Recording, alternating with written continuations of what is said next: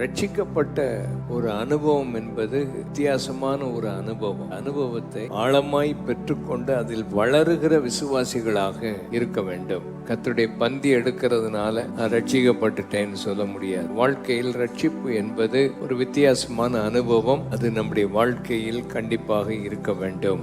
பரிசுத்த ஆவியானோர் நமக்குள்ள வாசம் பண்ணா நம்ம வித்தியாசமா தான் இருப்போம். இந்த பியூட்டி பார்லர்ல போயிட்டு வித்தியாசமா வர்ற ஆட்கள் அது வேற, அதை பற்றி நான் சொல்லல. இந்த தெய்வீக அழகு நமக்கு வேணும். எத்தனை பேர் அதை விசுவாசிக்கிறோம்? எங்களுக்குள்ள அந்த ரட்சிப்பின் அனுபவம் வந்த உடனே வித்தியாசம் வாழ்க்கையில் வரும்.